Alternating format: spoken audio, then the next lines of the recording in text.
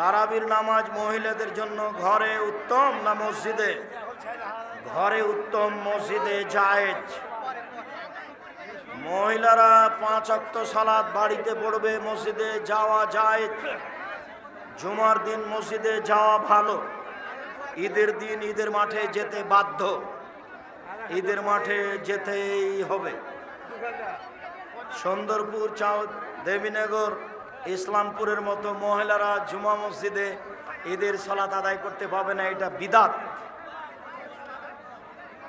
কোনো কারণে স্বামীকে স্ত্রী বা স্বামী স্ত্রীকে কটু কথা বলে, এমনকি যদি বলে তোমার তোমার যেন না দেখতে হয়, তোমার মুখ যেন না দেখতে হয়, বলেছে ভুল হয়েছে আর বলবে না, কোনো সমস্যা নেই।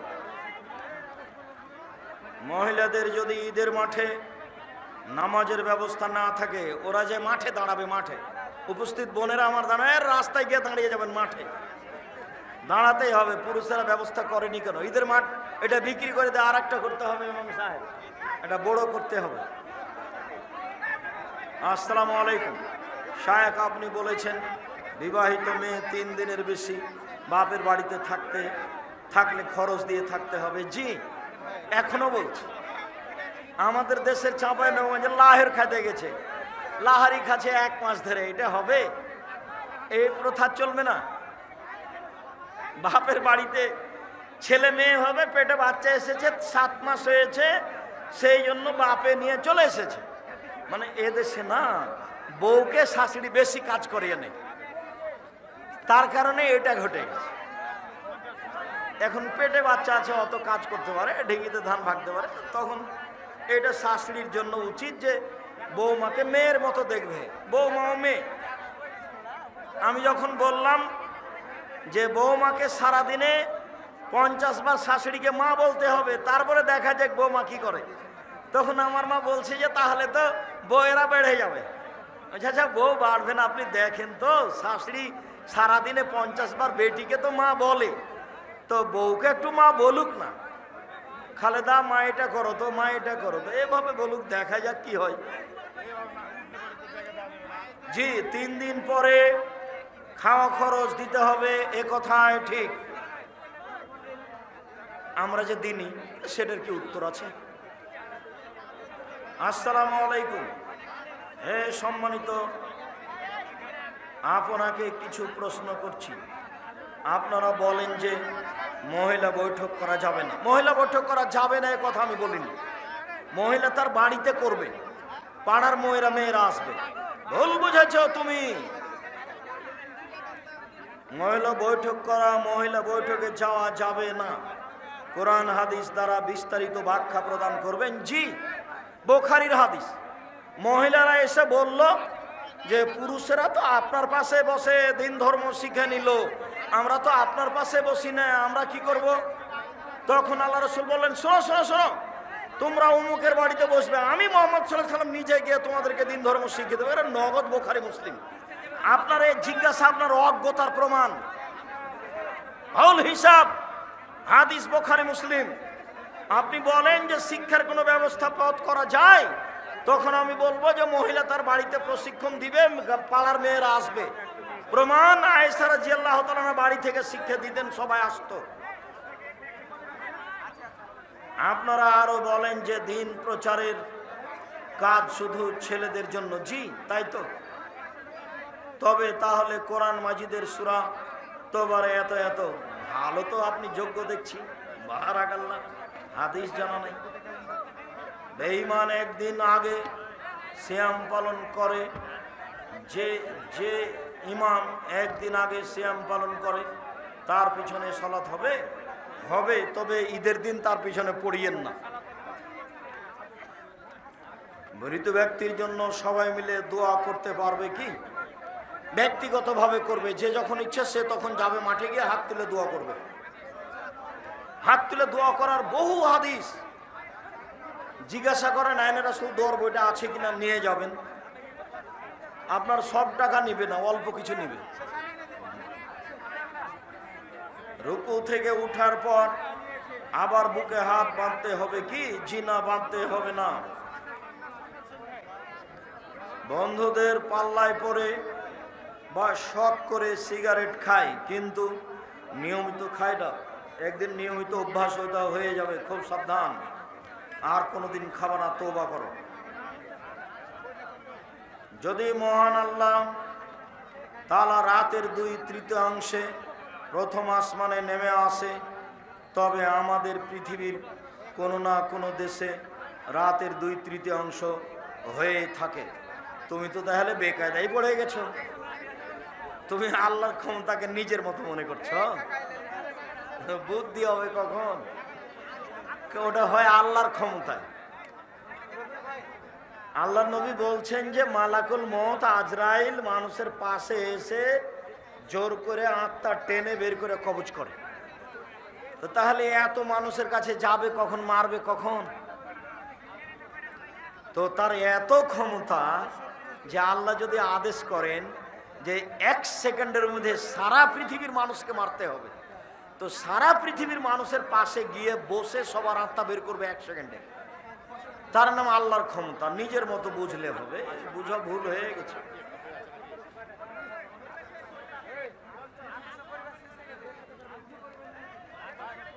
রমজানের সিয়ামের ক্ষেত্রে সৌদি আরবের সাথে মিলানো যাবে না।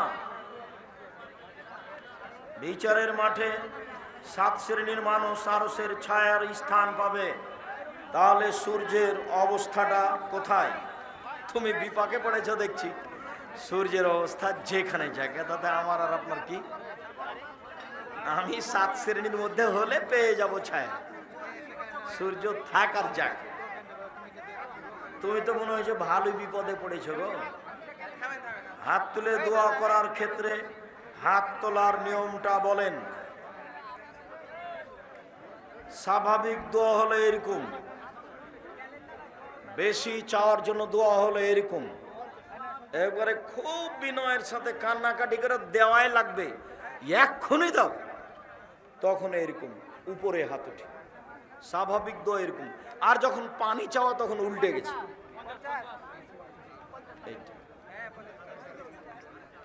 বইয়ের কথা বলেন, আয়না রাসূল দোয়া অধ্যায়, আয়না রাসূল সাল্লাল্লাহু আলাইহি ওয়াসাল্লাম দোয়া অধ্যায় বই ছেড়ে কেউ যাবেন না। আর নতুন বই যেটা আমার নামাজের ওপরে অতীব গুরুত্বপূর্ণ বই, যে আলোচনা আজকে করছিলাম সেটাও আছে। বইগুলি আর ক্যালেন্ডারগুলিকে মূল্যায়ন করবেন। সব দিন ইচ্ছা করেও হয়তোবা কিনতে পারেন না, আজকে নিয়ে আসা হয়েছে, আপনাদেরকে মূল্যায়ন করতে হবে। আমার দিনী বোন যারা আছেন তারা আদর্শ নারী, আদর্শ পরিবার, আদর্শ পুরুষ, সমঅধিকার নেই, মর্যাদা চাই, কেন এই নির্যাতন, কি তার প্রতিকার, এগুলো নারীদের জন্য। এগুলো আপনি পড়েন। আর সলাতের উপরে, নামাজের উপর বইটা সবাই পড়বেন। কালেমা তয়্যেবা মূলত লা ইলাহা ইল্লাল্লাহ। কেউ কেউ বলে লা ইলাহা ইল্লাল্লাহ মুহাম্মদুর রাসূল। জি না, লা ইলাহা ইল্লাল্লাহ মুহাম্মদুর রাসূল কালেমা শাহাদাত, আর কালেমা তয়্যেবা শুধু এইটুকু, লা ইলাহা ইল্লাল্লাহ। আমি 5 ওয়াক্ত নামাজ পড়ি, কিন্তু হস্তমৈথুনের সাথে জড়িত। তুমি তওবা করো, এ অভ্যাস মহাপাপ, নোংরা পাপ। বক্তা যখন জালসায় দান তোলে, তখন কেউ দান করলে বক্তা মারহাবা বলে। বক্তার ভুল হচ্ছে, বলতে হবে আল্লাহুম্মা সাল্লি আলাইহি, আল্লাহুম্মা বারিক আলাইহি, আল্লাহ তার প্রতি দয়া করুক, তার অর্থ সম্পদে বরকত দান করুক। ফকির মিসকিনকে খেতে দেওয়া, অসহায় মানুষকে দান করা, এটা এত বড় নেকি যে 3টে বড় বড় নেকি একসাথে যা হয়, ফকির মিসকিনকে খেতে দিলে তাই হয়। এক, কাল মুজাহিদ, আল্লাহর পথে জেহাদ করলে যত নেকি হয়, ফকির মিসকিন অসহায় মানুষকে খেতে দিলে, দান করলে তত নেকি হয়। 2, অল কিয়াম, নিয়মিত রাতে তাহাজ্জুদ পড়লে যত নেকি হয়, ফকির মিসকিনকে খেতে দিলে তত নেকি হয়।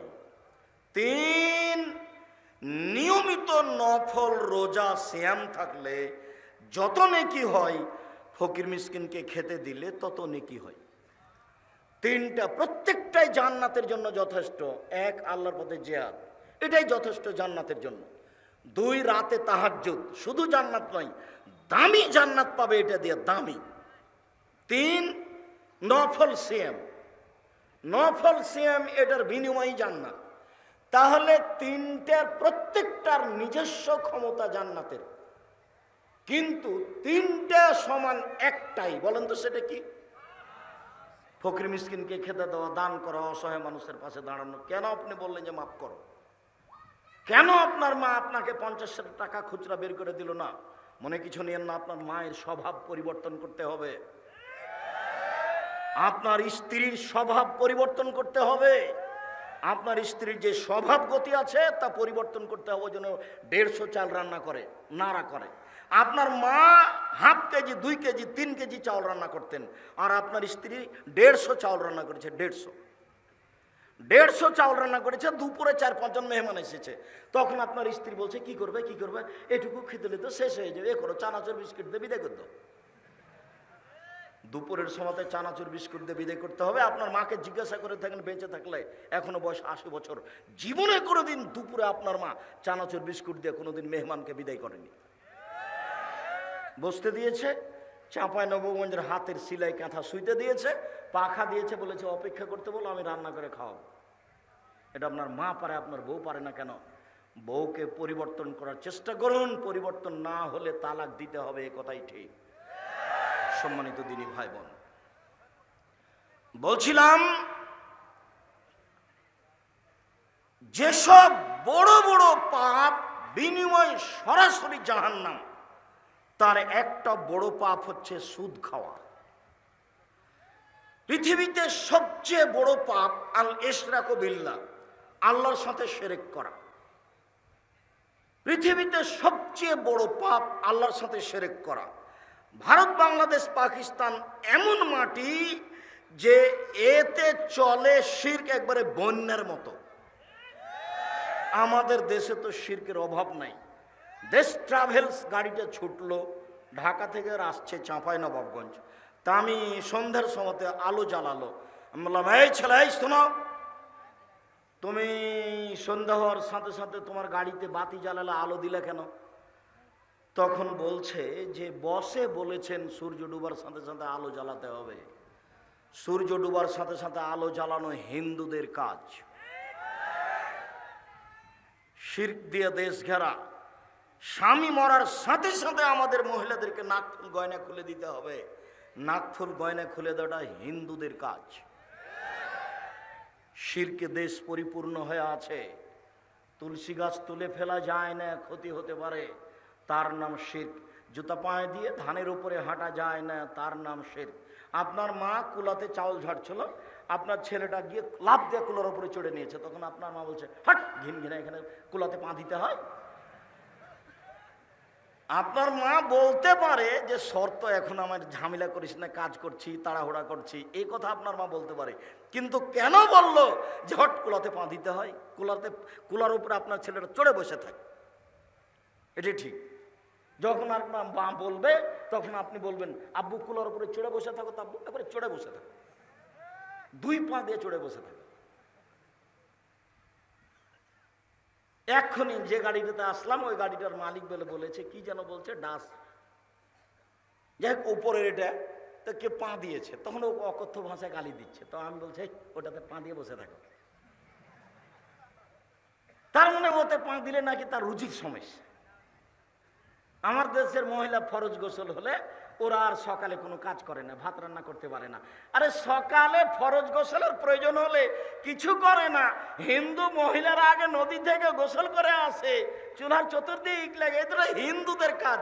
আমরা কি করে এটা নিলাম যে আমাদের ফরজ গোসল প্রয়োজন হয়েছে, তাই আমরা কোনো কাজ করতে পাবো না, সিম গাছ থেকে সিম ছিঁড়তে পাবো না, বেগুনের গাছ থেকে বেগুন তুলতে পাবো না, রান্না বান্না করতে পারবো না। একবারে শিরকে ডুবে আছে দেশ। দিনাজপুরে এক বাড়িতে আছে হেডমাস্টার। তো হেডমাস্টার সাহেব বলছেন, আব্দুল রাজাক সাহেব, একটা কথা, আমার চৌকি থেকে নিয়ে বারান্দা পর্যন্ত, চালিতল পর্যন্ত যে চট বিছানো আছে, কেন জানেন? জি ভাই, তা তো বুঝতে পারছি না কেন যে আপনাদের চট বিছানো আছে, চৌকি থেকে নিয়ে চালিতল পর্যন্ত। তো বলছে যে ফরজ গোসলের প্রয়োজন হয়ে গেলে মাটির উপরে পা পড়ে গেলে মাটি অভিশাপ করবে, এই জন্য চট বিছিয়ে রেখেছি। তার নাম শিরক। হাত থেকে গিলেস পড়ে গেলে কুটুম্ব আসতে পারে, তার নাম শিরক। ঘরের উপরে কাক ডাকছে, কুটুম্ব আসতে পারবে, তার নাম শিরক। তারপরে বাচ্চা হয়েছে, রাতে বের হলে তাকে লোহা হাতে করে বের হতে হবে, নইলে চোরাচুন্নি পাখি বাচ্চাকে ধরবে, এরই নাম শিরক। আতর ঘরের পুরোটাই শিরক।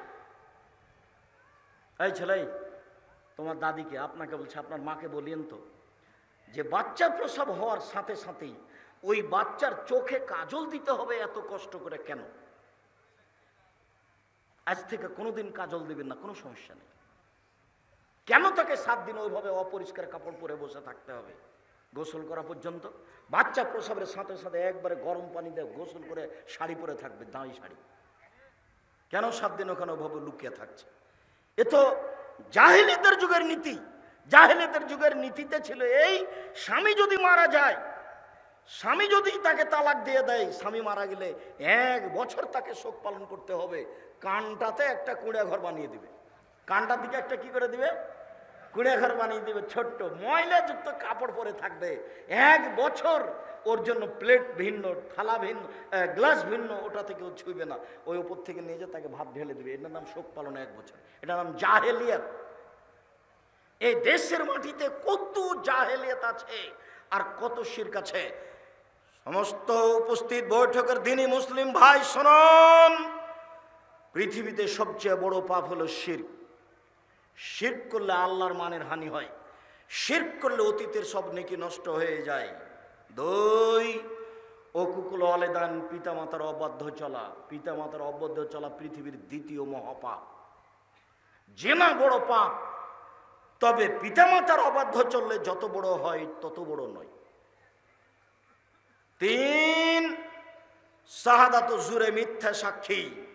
মিথ্যা সাক্ষীর ভিত্তিতে আপনাদের এলাকার বহু মানুষ চাঁপাইনবাবগঞ্জ জেলে 20 বছর থেকে আছে, নিজেও জানে না আমি কেন জেলে।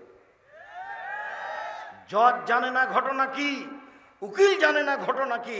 আপনি বাড়িতে দিন কাটাচ্ছেন, তাকে জেলে ঢুকিয়ে দিয়ে ও তার ছেলেটার মাথাতে একটু হাত দিতে পারে না আদর করে, ও তার মেয়েটার মাথায় একটু হাত দিতে পারে না, ও তার স্ত্রীর গায়ে একটু হাত দিতে পারে না। বছর বছর চলছে, জেলে আটকা আছে আপনার মিথ্যা সাক্ষীর কারণে।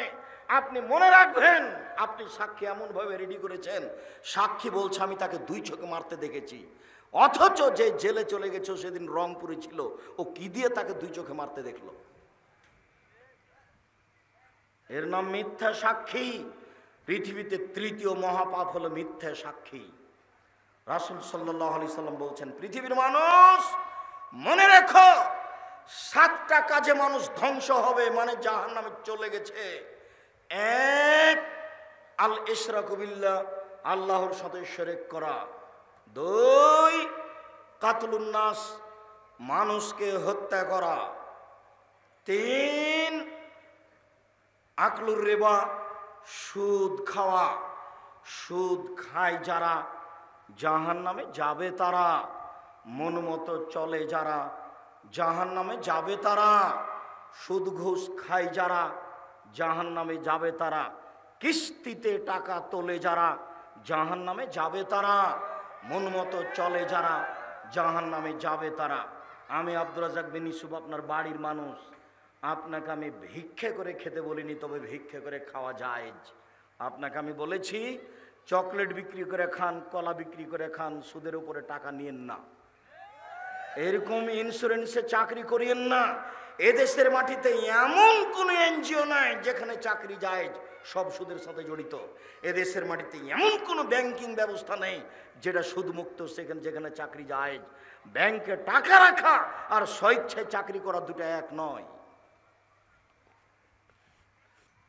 কথার 19-20 হওয়া খুব কঠিন আছে। কথা ফেরত নিতে হবে না সহজে। ভিক্ষা করে খাওয়া ভালো, শ্বশুরের কাছে যৌতুক নেওয়া ভালো নয়। ভিক্ষা করে খাওয়া ভালো, কিস্তিতে টাকা তোলা ভালো নয়। ভিক্ষা করে খাওয়া ভালো, সুদ খাওয়া ভালো নয়। সুদ চিরদিনের জন্য জঘন্য, নিকৃষ্ট, নেক্কারজনক কাজ, যার ফলাফল জাহান্নাম। সুদ যে খায় সে একদিন ভিক্ষুক হবেই হবে। যে সুদ খায় তাকে একদিন না একদিন ভিক্ষুক হতেই হবে। হয় সে হবে, না হয় তার ছেলে হবে, ভিক্ষুক হতেই হবে। সুদের পরিণাম নিঃস্ব।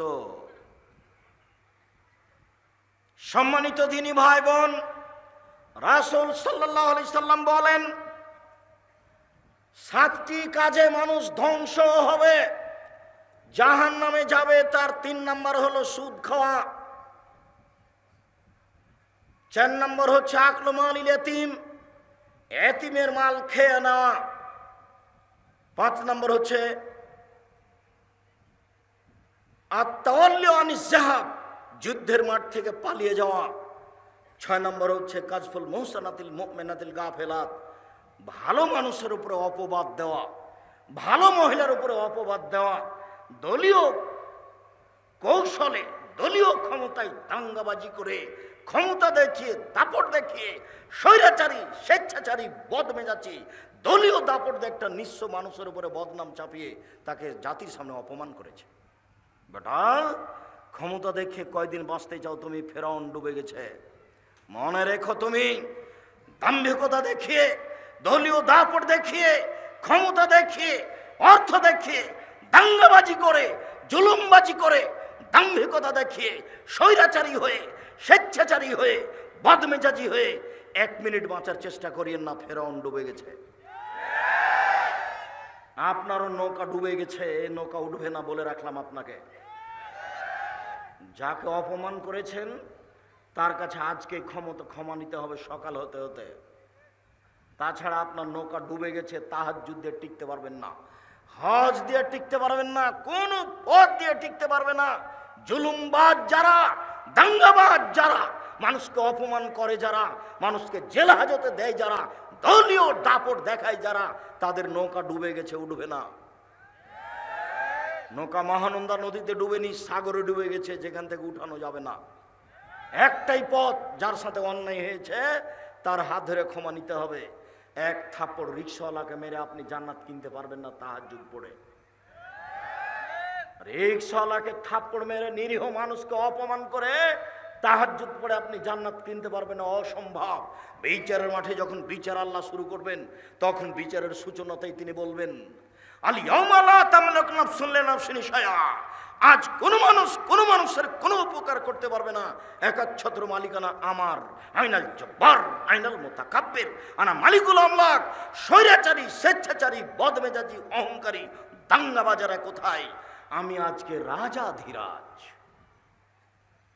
এই কথা বলে বিচার শুরু করবে। মাটির মানুষে থাকবেন একবারে নির্ভয় হয়ে। আপনার বাপ হলো মাটির তৈরি, আর আপনি হলেন শুক্রকীট, ঘৃণিত খারাপ জিনিস, গন্ধময় জিনিসের তৈরি। আমার বাপ কিসের তৈরি? মাটির তৈরি। আর আমি হচ্ছি একটা নিকৃষ্ট, খারাপ, গন্ধময় জিনিস, শুক্রকীটের বীর্যর তৈরি। আমার কেন এত ক্ষমতা? আমি কেন মানুষের সামনে জুলুমবাজি করি? কেন আমি মানুষকে দাপট দেখাই? আমার বাপ মাটির তৈরি, মানে মাটি হয়ে যাব। আর আমি হচ্ছি শুক্রকীট, একবারে পচা দুর্গন্ধময় জিনিসের তৈরি, যাতে গোসল করা লাগে, যাতে কাপড় অপবিত্র হয়ে যায়, তা দিয়ে আমি তৈরি। আমার কেন এত ক্ষমতা? আমার কেন এত দাপট? আমার তো ভিত্তি ভালো নয়। আমি যেখান থেকে এসেছি, ও গায়ে কাপড়ে লেগে গেলে কাপড় খাঁচা লাগে, বোঝা যায় না কথা। আমি এই কথা বলিনি, এই কথা আল্লাহ বারবার বলছেন কোরআন মাজিদ। এই কথাই বারবার বলছেন যে তুমি কেন অহংকার করো? তোমার বাপ মাটির তৈরি, আর তুমি বীর্যের তৈরি। তোমার অহংকারের কি আছে? তোমার অহংকার সাজে না, তোমার দাম্ভিকতা সাজে না, তোমার জুলুমবাজি সাজে না। সম্মানিত দিনী ভাই বোন, জাহান্নামের জন্য অপেক্ষা করিয়েন না। পৃথিবীর 3 শ্রেণীর মানুষ জাহান্নামে যাবেই। 3 শ্রেণীর মানুষ জাহান্নামে যাবে। 1, মদমেনুল খামর, যারা নিয়মিত বিড়ি, তামাক, জর্দা, সিগারেট, গুল, নেশাদার দ্রব্য খায়, পান করে, তারা জাহান্নামে যাবে। আজ থেকে এই সারা চাঁপাইনবাবগঞ্জে, এই দেবীনগর থেকে নিয়ে, সুন্দরপুর থেকে নিয়ে, আপনার যত আছে, টিকলিচর থেকে নিয়ে, নম্পট থেকে নিয়ে, যত এলাকা আছে, সব এলাকাতে আর কোনোদিন বিড়ি সিগারেট বিক্রি হবে না। সেদিন যেমন বলে গেছি যে ডুলি বিবি শব্দটাতে পেশাব করে দিয়ে উঠো, মানে ডুলি বিবি শব্দ আর কোনোদিন ব্যবহার করব না। 20-30 বছর পরে কেউ যদি বলে ডুলি বিবি, তখন আর একজন বলবে ডুলি বিবি কি গো?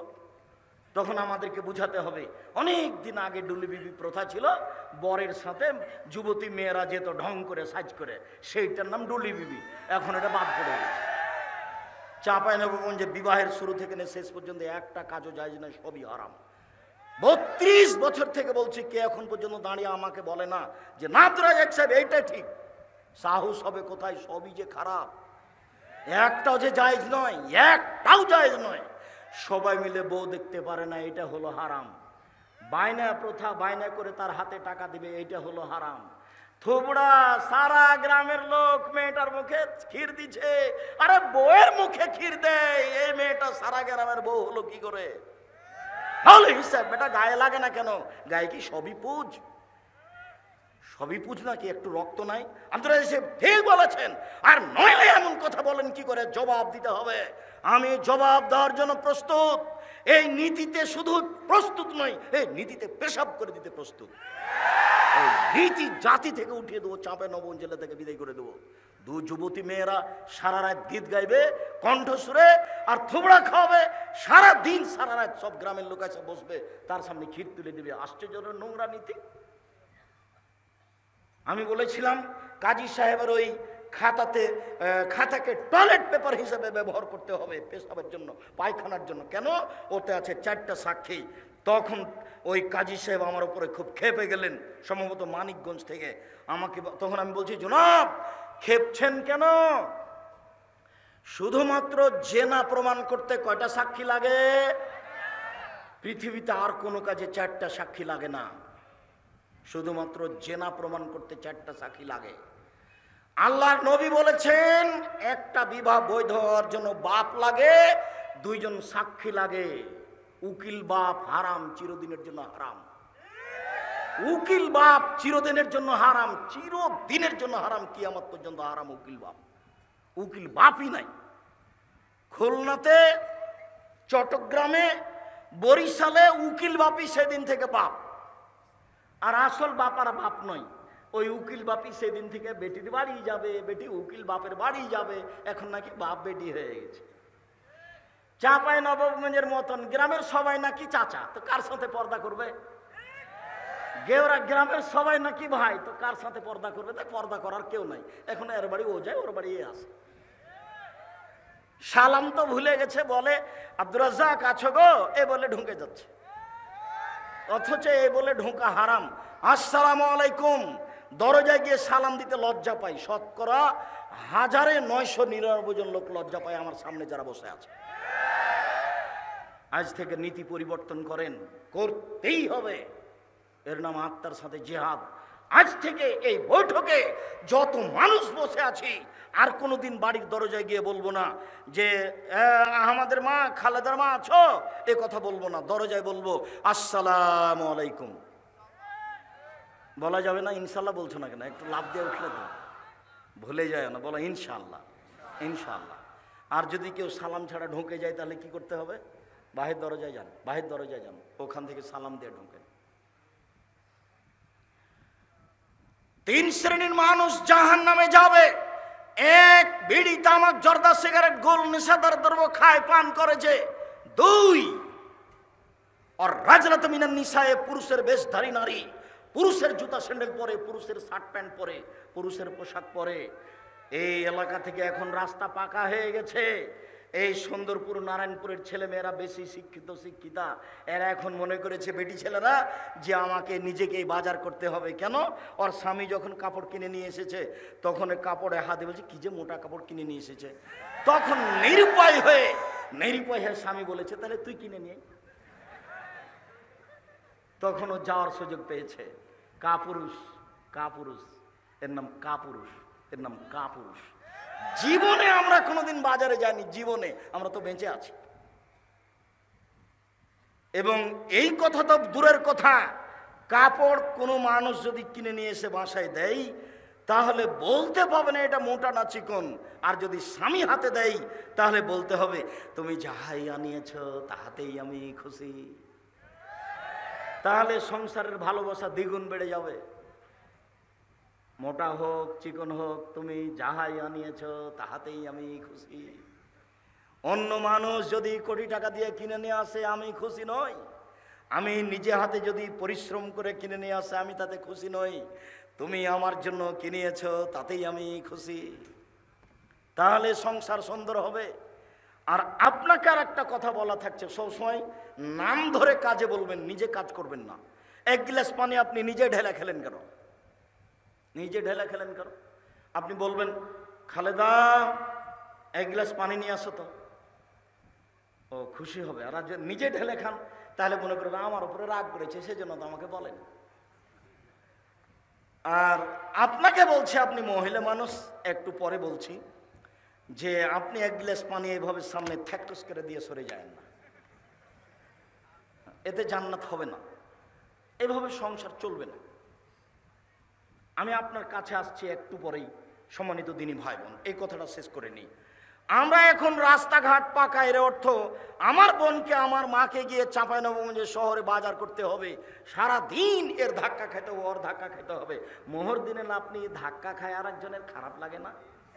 একটু লজ্জা লাগে না? একটু শরম লাগে না? একটু হায়া লাগে না? একটু খারাপ লাগে না? একটু বোধোদয় না? একটু বোধগম্য, একটা আত্মমর্যাদা নেই? আত্মমর্যাদা, আত্মমর্যাদা। উপস্থিত বৈঠকের দিনই মুসলিম শুনেন, উপস্থিত বৈঠকের দিনই মুসলিম বোন শুনেন। এই মেয়ে কথা বলছো কেন? তখন তো তোমার জন্যই কথা বলছি, আর তুমি কথা বলছো মানে লজ্জা হয় না তোমার? শরম হয় না তোমার? হায়া হয় না তোমার? ইতস্তবোধ হয় না তোমার? বোধোদয় নেই তোমার? বোধগম্য নয় তোমার? কোন সাহসে তুমি কথা বলো? তোমার বাপ তোমাকে কিছু বলে না, যার জন্য তুমি মনে করেছো এখানে আসলে তুমি ফুলে ধোয়া থাকবে নাকি? ভদ্রতা বজায় রেখে মুসলমানের মেয়ে হে বসে থাকো, আমি তোমার জন্য এসেছি। এই মাঠে আমি গত বছর আসতে পারিনি, আমার একটা দুঃখ বেদনা আছে। আমি সাধ করে তোমার জন্য এসেছি, তুমি মুখ খুলবে না। আমার কথা শেষ হবে তখন তুমি ভাবতে ভাবতে বাড়ি যাবা। এটা আমি ঐকান্তিক কামনা এ দেশের মানুষ হিসেবে তোমার কাছে আমি দাবি রাখি।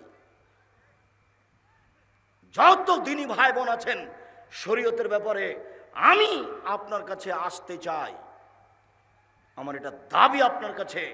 শরীয়তের ব্যাপারে আপনি আমার কাছে আসবেন, এটা আমার দাবি আপনার কাছে।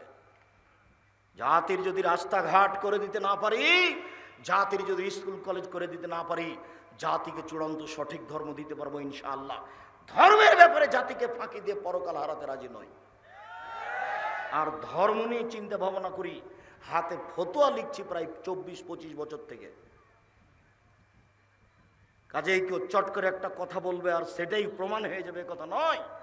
একটা মমর্ষ ব্যক্তি, জানাজা ব্যক্তি, লোককে কবরে থাকা নিয়ে প্রায় 241টা বেদাত আছে, পুরোটাই বেদাত। লোকটা মরে মরে জান যায়, আপনি তার পাশে সূরা ইয়াসিন পড়লেন কেন? কেন পড়বেন? সূরা ইয়াসিন পড়ে কোনো কিছু হবে না, আপনি পড়লেন কেন? মরার সাথে সাথে আপনি মুখটা ঘুরিয়ে দিলেন কেন? সাদা কাপড় দিয়ে ঢেকে দেন। মরার সাথে সাথে আপনি পেট চেপে পেশাব পায়খানা বের করলেন কেন? এই মহিলা বৈঠকের মহিলা দিনী বোন শুনেন, আপনাকে বলছে, এদিকে শুনেন। মহিলাটা মারা গেছে, আপনি পেট চেপে পেশাব পায়খানা বের করলেন কেন? কে বলেছে আপনাকে? আপনি এখন নখ কাটলেন কেন? নখ তো যখন শ্বাস ছিল তখন কাটতে হতো, শ্বাস বন্ধ হয়ে গেছে, সব এখন বিধান বন্ধ। আপনি এখন নখ কাটলেন কেন? মোচটা ছোট করলেন কেন? পরিষ্কার পরিচ্ছন্নতায় গেলেন কেন? সব বন্ধ, শুধু অজু দিয়ে গোসল দিতে হবে।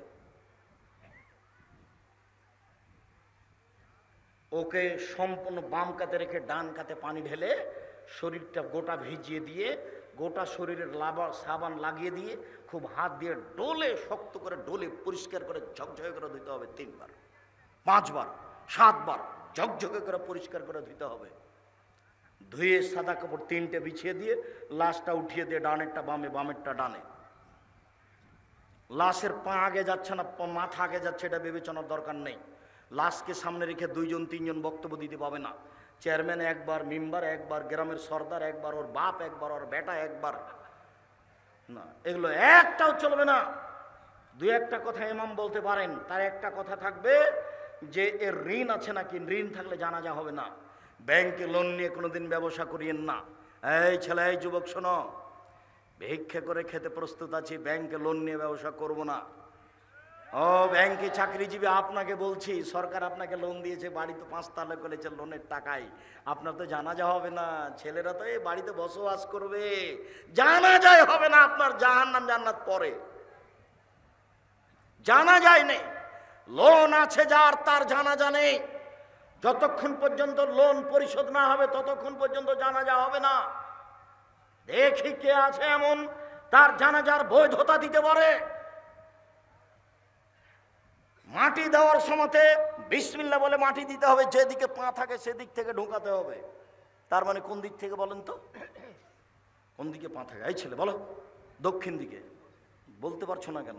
খালি মিছিলে অমুকের চরিত্র ফুলের মতো পবিত্র। ওটা খুব পারো একটা সিগারেটের হিসাবে। একটু বুদ্ধি থাকে না?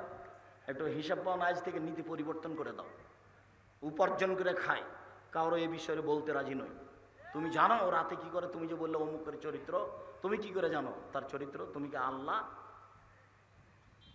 তুমি কেন গেলে এখানে আর একজনের এভাবে সাফাই গাইতে? একটা সিগারেটের কারণে তোমার ইতস্তবোধ হয় না? রুজি উপার্জন করে খাও। আরে ভিক্ষা করে খাবো কেন? মানুষের বাড়িতে কাজ করে খাবো। মানুষের বাড়িতে কাজ করে খাবো, ক্ষমতা নিয়ে বসবাস করব, সাহস নিয়ে ইমান নিয়ে বসবাস করব। একদিন চকলেট দিয়ে ব্যবসা করেছি, একদিন কাপড়ের ব্যবসা করব, একদিন কোটি টাকার ব্যবসা করব, একদিন উসমানের মতো ধনী হবে এই মাটিতে। ব্যবসা করে জাতির উপকার করব ইনশাআল্লাহ। চাঁপাইনবাবগঞ্জে বাড়ি, সেই জন্য 5 বছরে আম বাগান বিক্রি করে আপনার লন্ডনে বাড়ি করব না। 5 বছরের জন্য বিক্রি কয়েক কোটি টাকায়। এই একবার নগদ জাহান্নাম। কিভাবে দিন কাটছে কেউ একটু বুঝতে চায় না। সম্মানিত দিনী ভাই বোন, বলছিলাম